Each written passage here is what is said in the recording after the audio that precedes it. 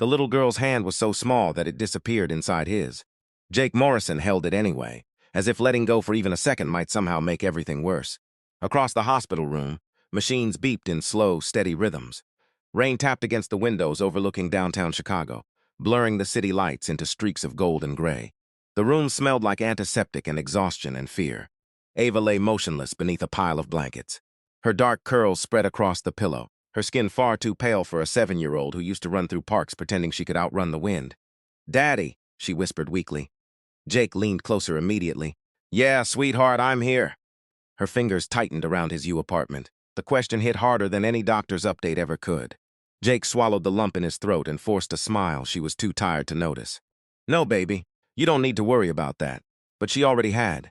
Children always knew more than adults realized. 3 months earlier, Ava had been diagnosed with a rare heart condition. The surgeries, medications, and specialist visits had buried Jake beneath bills he couldn't pay. He worked every shift he could drive for rideshare apps, delivered groceries at night, and skipped meals more often than he admitted. Still, it wasn't enough. The hospital had been patient. The landlord hadn't.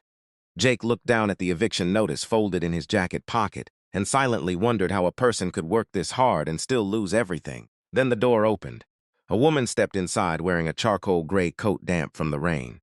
She looked completely out of place in the dim hospital room, elegant, composed, wealthy in the unmistakable way some people carried themselves without trying.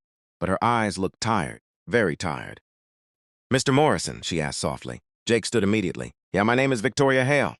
The name meant nothing to him at first, then he remembered. Everyone in Chicago knew the Hales, real estate, hotels, tech investments, billionaires, the kind of people who existed in magazines, not hospital rooms. Victoria glanced toward Ava and something fragile crossed her face. "I heard about your daughter." Jake frowned. "How?" "The pediatric cardiologist treating her also treated my child." Jake's posture softened slightly. "Oh." Victoria hesitated before continuing. "My daughter is sick too." There was something in her voice that cut through all the wealth and polish. Pain recognized pain. Jake nodded slowly. "I'm sorry." For a moment, neither spoke. Then Victoria did something unexpected. She sat beside Ava's bed and gently brushed a curl away from the little girl's forehead. Ava blinked awake again. "You're pretty," she murmured sleepily. Victoria laughed quietly, caught off guard. "And you're honest." Ava smiled faintly before drifting back to sleep. Something changed in the room after that. Jake noticed it immediately. Victoria wasn't looking at Ava the way rich people sometimes looked at struggling families with pity carefully disguised as kindness. She looked at her like she mattered, like she reminded her of someone she loved. Then Victoria turned toward him. "I know this is going to sound strange," she said carefully, "but I'd like to make you an offer." Jake instantly stiffened. "What kind of offer?" She took a breath. "My daughter Lily needs a specialized treatment program in Switzerland. The doctors believe stability and emotional support are critical for her recovery." Jake waited confused. Victoria continued quietly. "She lost her father last year. Since then, she barely speaks. She doesn't trust anyone anymore." Jake glanced toward her, unsure where this was going. "I don't understand." Victoria's eyes met his. "I want you to marry me." Silence filled the room.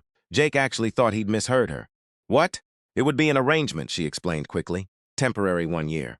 My daughter needs a family environment again, and frankly, her voice faltered for the first time. I need help reaching her." Jake stared at her like she'd lost her mind. "You can't be serious." "In return," she said softly, "I'll cover every medical expense for Ava. The surgeries, treatment, housing, everything." The world seemed to tilt beneath him. Every desperate prayer he'd whispered at night suddenly stood in front of him wearing a designer coat. But it came with a price. Jake looked at his sleeping daughter, then back at Victoria. "Why me?" Her answer came immediately. "Because your daughter looks at you like she feels safe." Victoria swallowed hard. "And my daughter hasn't looked at anyone that way in over a year." Jake didn't sleep that night. He sat beside Ava's bed, wrestling with shame, desperation, pride, and terror. Marriage wasn't supposed to be a transaction. Love wasn't supposed to come with contracts. But neither was choosing between your child's life and your dignity. At sunrise, Ava woke up coughing weakly. Jake helped her sip water. "Daddy." "Yeah." "Are you crying?" He quickly wiped his face. "No, sweetheart." She studied him quietly. Then she whispered the words that broke him. "It's okay if you're scared." 2 weeks later, Jake married Victoria. Hale in a private courthouse ceremony with no guests and no cameras. The tabloids exploded anyway. Billionaire widow marries broke single dad. People online called him a gold digger. They called her crazy. Neither cared because for the first time in months, Ava had access to the treatment she needed. And for the first time since her father died, little Lily Hale came downstairs during breakfast instead of hiding in her room. At first, the house felt painfully awkward. Jake didn't belong among marble floors, private chefs, and staff members who spoke to him like he was temporary because he was temporary. That was the agreement. But children didn't care about contracts. Ava and Lily slowly became inseparable. Ava taught Lily how to play card games during treatment sessions. Lily showed Ava secret passages inside the enormous Hale mansion. At night, Jake sometimes heard their laughter echoing down the hallways. Soft, genuine laughter that made the cold house feel alive again, and Victoria noticed it too. One evening, Jake found her standing silently outside the playroom. The girls were inside building a blanket fort. Victoria smiled faintly without taking her eyes off them. I haven't heard Lily laugh like that since her dad died. Jake leaned against the doorway. Ava hasn't smiled this much in a long time either. For the first time, the silence between them felt comfortable, real. Weeks turned into months. Something unexpected began happening. They stopped pretending. Jake started leaving coffee outside Victoria's office before her meetings, because he noticed she forgot to eat when stressed. Victoria began attending Ava's hospital appointments, even when Jake told her she didn't have to. They became a team before either realized it. And somewhere along the way, the loneliness inside both of them started healing. Then everything fell apart. Jake overheard two executives talking at a charity event. She's only keeping him around for Lily's image recovery, one man muttered. Investors love the family woman narrative. Jake froze. The second man laughed. The second the contract ends, he'll disappear. Contract. The word hit him like ice water. Because despite everything, the kindness, the late-night conversations, the growing feelings, part of him had forgotten how this began. He left the event without telling Victoria. That night when she found him packing his bags, panic filled her face. "What are you doing?" "I should have remembered what this was," Jake said quietly. Her expression shattered. "You didn't have to mean to." Victoria stepped closer. "Jake, I can't let Ava grow attached to something temporary again." For a moment, Victoria looked unable to breathe. Then she whispered, "It stopped being temporary for me a long time ago." Jake looked up. Tears filled her eyes now. Real tears. "I was drowning before you walked into that hospital room," she admitted shakily. "Everyone around me treated me like a business deal after my husband died." "Everyone except you," Jake said. "Nothing." Victoria's voice cracked. "You brought life back into this house." She looked toward the hallway where the girls slept.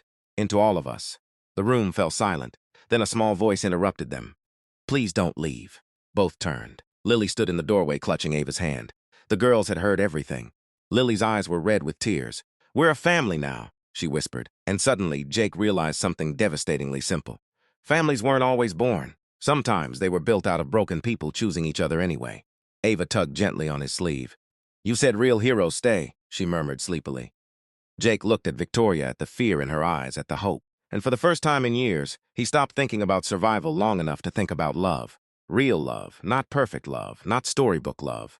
The kind built slowly through sacrifice, midnight hospital visits, shared grief, and tiny acts of kindness nobody else saw. Jake crossed the room and pulled Victoria into his arms. She broke down, crying against his chest. Not because she was a billionaire, not because she finally got what she wanted, but because after losing so much, someone had chosen to stay. 1 year later, Ava ran across a beach in California with Lily chasing behind her, both girls laughing so hard they could barely breathe. Their treatments had worked. Their futures were bright. Jake stood beside Victoria, watching the sunset paint the ocean gold. "You know," he said softly, "that was the strangest marriage proposal in human history."